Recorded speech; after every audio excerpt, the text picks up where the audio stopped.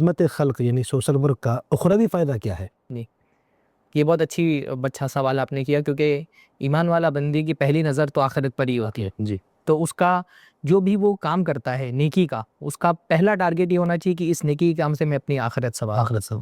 تو اللہ تعالیٰ نے ہم کو جو نیکی کا تصور دیا ہے نا، جو ہمارا دین ہم کو نیکی کا تصور دیتا ہے، وہ نیکی کا تصور صرف عبادتوں والا نہیں ہے کہ بندہ بس دن رات اللہ تعالیٰ کی عبادت میں ہی لگا رہے. جی، ہمارے دین میں جو نیکی کا تصور ہے وہ دو جہتیں ہیں اس کی، جی، دو ڈائمنشنز ہیں اس کے.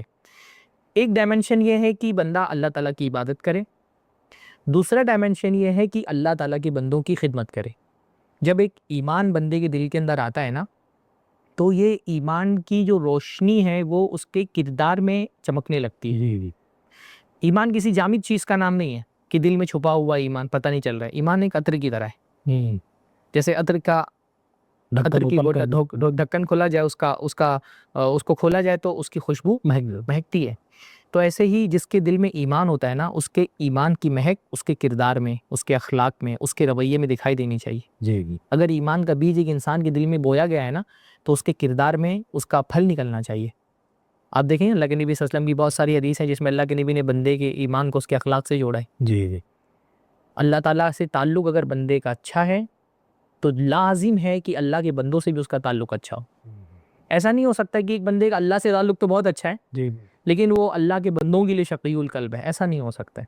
ایک آدمی رسول اللہ صلی اللہ علیہ وسلم کی رسالت کا کلمہ بھی پڑھے اور اللہ تعالیٰ کے بندوں سے، رسول اللہ کی امتیوں سے اس کا تعلق خراب ہو، یہ نہیں ہو سکتا ہے. جی، تو ہمارے یہاں جو ہمارا دین جو نیکی کا تصور دیتا ہے، دیکھیے بہت وہ جو قرآن کی مشہور آیت ہے نا کہ لیس البر ان تولوا وجوہکم قبل المشرق والمغرب، کہ نیکی یہ نہیں ہے کہ تم مشرق مغرب کی طرف چہرہ کر لو.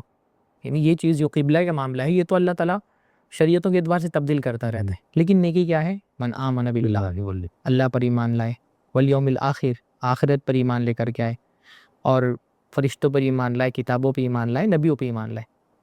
تو خدمت خلق میں پہلی چیز جو بہت مطلوب ہے وہ ہے ایمان. کیونکہ بغیر ایمان کے کوئی بھی نیکی اللہ تعالیٰ کے ویلڈ نہیں ہوتی. پھر ایمان لانے کے بعد کیا ہے؟ وَآتَ الْمَالَ عَلَىٰ حُبِّهِ ذَوِي الْقُرْبَىٰ وَالْيَتَامَىٰ وَالْمَسَاكِينِ، پھر اپنا مال خرچ کرے. اللہ مال کی محبت ہے انسان کے اندر، پھر وہ اپنا مال دے رہا ہے، رشتہ داروں کو دے رہا ہے، فقیروں کو دے رہا ہے، مسکینوں کو دے رہا ہے. اگر ایک بندہ سوشل ورک سے جڑا ہوا ہے مگر ایمان کے اعتبار سے وہ کمزور ہے تو سب سے پہلے اسے اپنے ایمان کی اصلاح کرنی چاہیے.